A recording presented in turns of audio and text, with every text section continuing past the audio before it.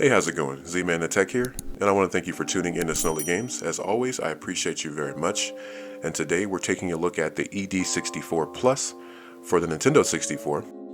And before I get started, I'm going to cover just a few specifications. The first one being 64 megabytes of Micron RAM on board, 16 gigabytes of micro SD storage with a 32 gigabyte maximum, and as far as connectivity, it's a standard cartridge slot on top. And this was first released May 16th of 2018. This device has the flexibility of playing on US, Japanese, and European N64 consoles, including the applicable software of those regions. In fact, there's actually a physical switch located on the top of the cartridge that allows you to change the region with an N for American and Japanese consoles, and a P for the European version, most likely short for NTSC/PAL.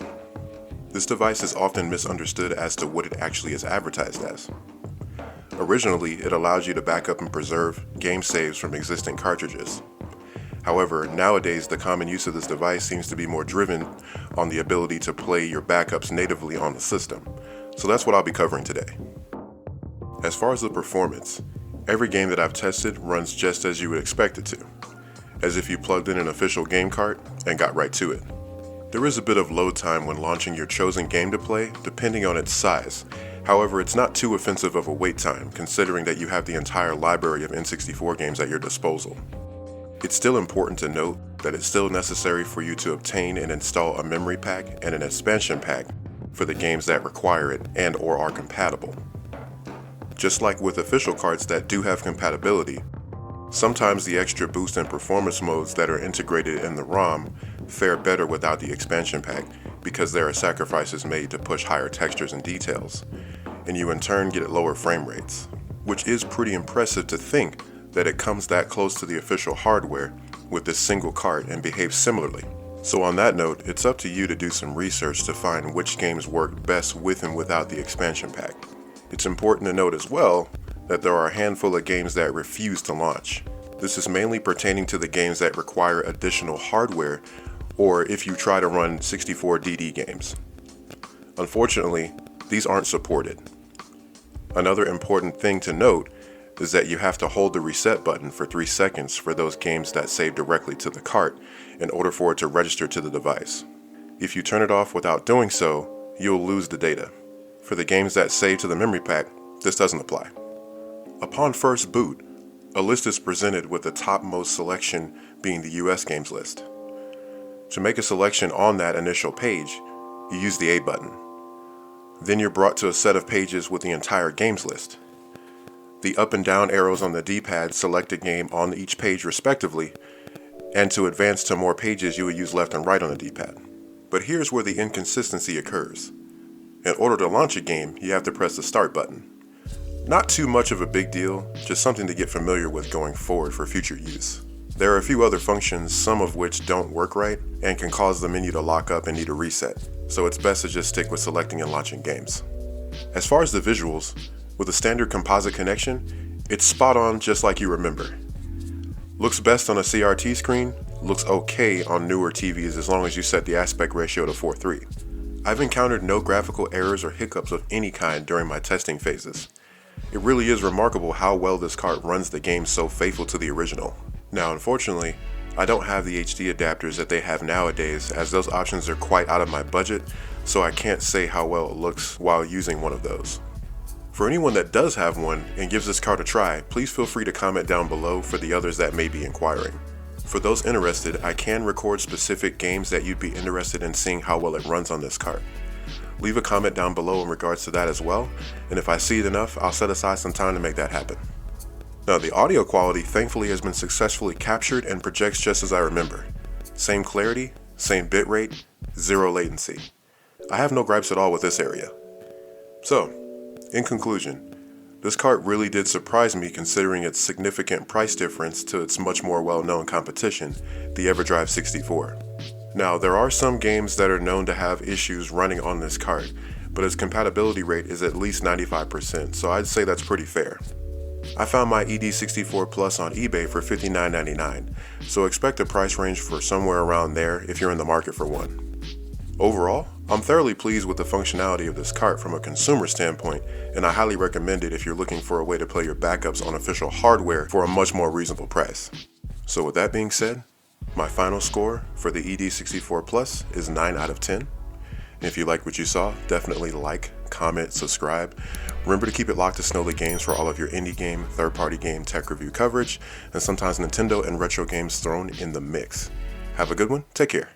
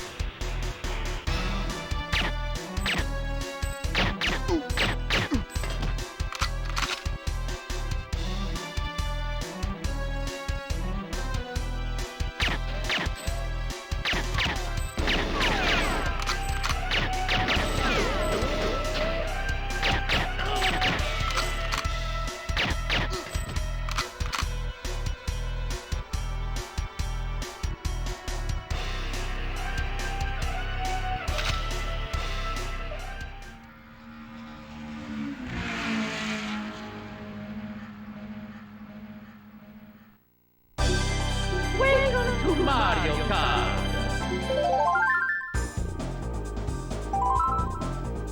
Mario Grand Prix. Select your player. Yahoo! Select map.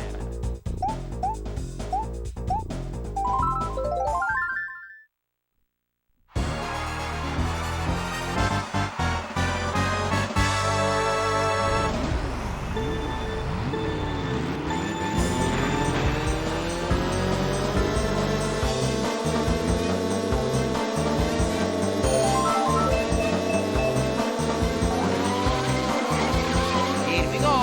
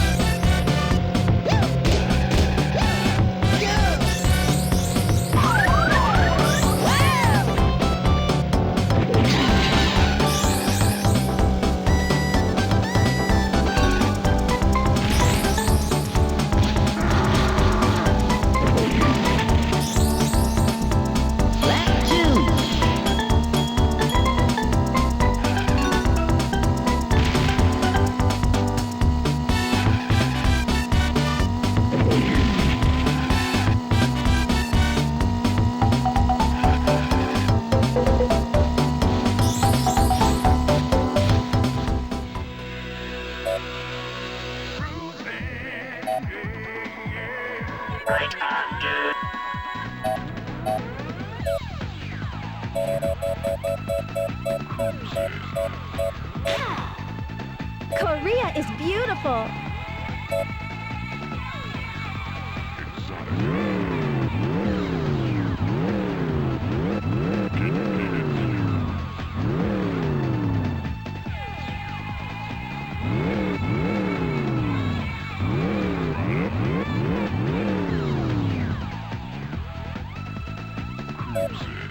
Set, go!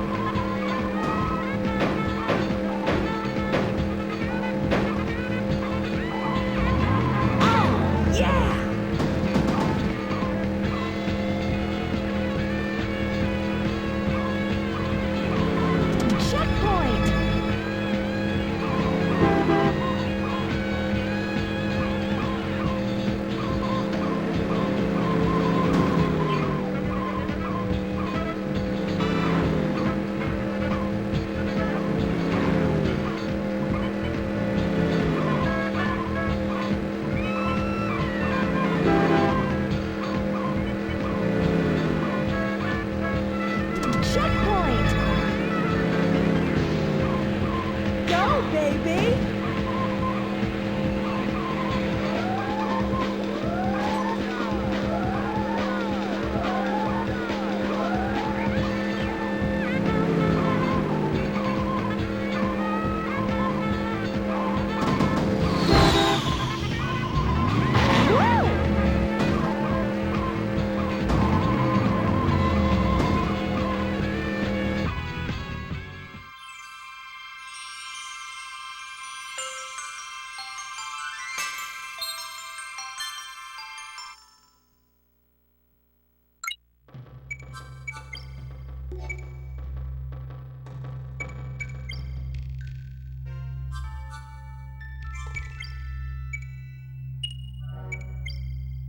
Free for all!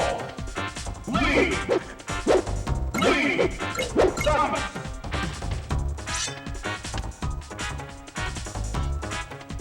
Fox!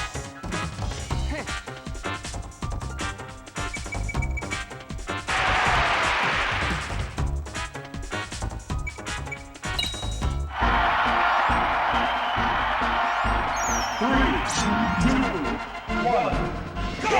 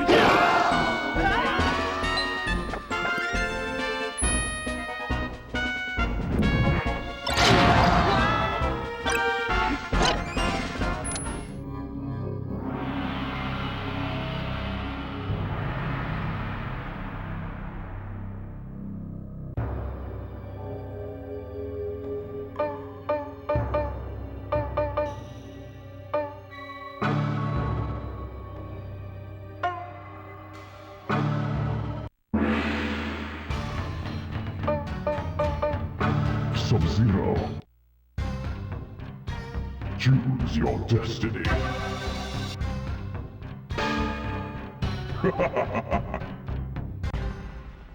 Round one, fight!